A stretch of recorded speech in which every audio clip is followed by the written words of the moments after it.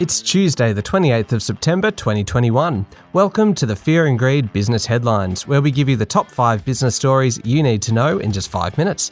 I'm Michael Thompson, and good morning, Sean Aylmer. Morning, Michael. Okay, 5 minutes for the top 5 stories. Let's get into it. Number 1, New South Wales residents got a timeline for the easing of restrictions yesterday from Premier Gladys Berejiklian. The Premier said it had been a slog, probably a bit of an understatement, and called on vaccine-hesitant people to get a jab. Very exciting, Michael. Once vaccination targets are hit, restrictions will ease the following Monday. So once 70% is hit, which is expected within a fortnight, pubs, retail stores and gyms will reopen. At 80%, and that's supposed to be hit about the middle of next month, there'll be 10 visitors allowed in people's homes, community sports will be back on, stand-up drinking at pubs will be allowed, international travel cuts reconsidered, regional travel will be banned until that point, and there'll be changes to the number of people allowed indoors and at outdoor venues and in stadiums. At that point, there'll be no caps on weddings or funeral crowds as well. And finally, at 90%, early December, the 2 square metre rule will kick in. Masks won't be necessary in offices and nightclubs will be allowed to reopen. Only then, at 90%, will unvaccinated people start enjoying the freedoms that others will enjoy before then. There was even good news yesterday on the number of cases, with 787 recorded, lower than recent weeks. In Victoria yesterday, there were 705 new cases reported. The Victorian government is working hard to push vaccination rates higher, offering grants of up to $10,000 to doctors and $4,000 to chemists to extend hours and increase vaccination volumes in some regions. And finally, in the ACT, restrictions will ease slightly from Friday, with 2 people able to visit other homes and outdoor recreation times extended. There were 19 new cases yesterday, and sadly, the Territory recorded its first death. All right, that's story number 1. Now, off the back of the good news out of New South Wales, how did markets perform over the past 24 hours? Markets had a good day yesterday, finishing up 0.5% to close at 7,384 points. That's the S&P ASX 200, of course. The energy and financial stocks outperformed, while the healthcare and technology stocks underperformed. Commonwealth Bank, which is hugely held by shareholders, was a standout. It jumped almost 3%. Whereas CSL and Afterpay were both down nearly 2%.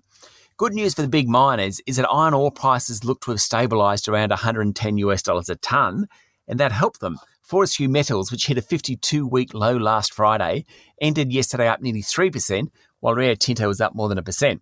Just as an interesting side note too, US payments giant Square is buying Afterpay for $39 billion. We found that out a couple of months ago. As part of that process, it's emerged that there was actually another potential bidder, which triggered the Square bid. All right, that's story 2. On to number 3. We love talking about takeovers here. Like this one, Sigma Healthcare has lobbed a bid for Australian pharmaceutical industries, and it's topped the Wesfarmers bid made last month. Sigma and API are the 2 big pharmacy wholesale pharmaceutical groups in the country. And a few years back, API actually bid for Sigma, which was knocked back. Then last week, the API board agreed to an offer from Wesfarmers, but now Sigma has come over the top and bid for API. Clearly, there's more synergies in a bid by Sigma to join up with API, but there's also more competition issues. It's a really tough sector, this one. The chemist wholesalers like Sigma and API sign up to a universal service obligation to deliver drugs to chemists anywhere within the country within a defined time period. And that's really hard, particularly in a COVID world. They're also up against the big drug manufacturers who are increasingly going direct to customers and pharmacies undercutting the wholesalers. Both API and Sigma's share price ended higher yesterday, and at this point, unless Wesfarmers comes in over the top, Sigma is likely to get API.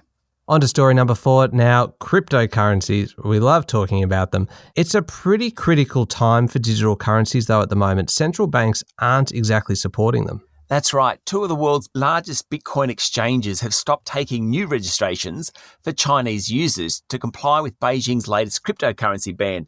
Late last week, the Central Bank of China said all crypto-related transactions are considered illicit financial activity.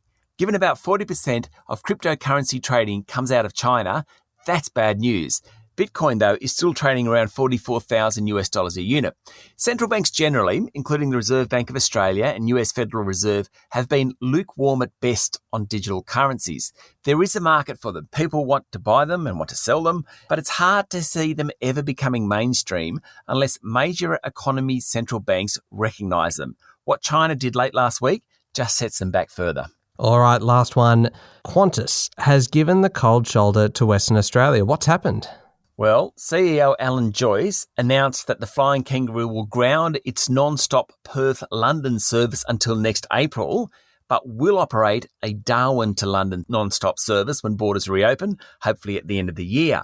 And flights from Western Australia to New South Wales and Victoria will also be delayed for 2 months.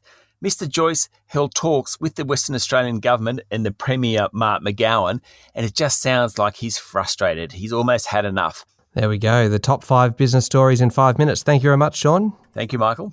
It's Tuesday, the 28th of September, 2021. Now, if 5 minutes isn't enough, then you can find our longer podcast called Fear and Greed on your podcast platform. And of course, join us online at Twitter, LinkedIn, Facebook, and you can find more info at fearandgreed.com.au. I'm Michael Thompson, and that was the Fear and Greed Business Headlines. Have a great day.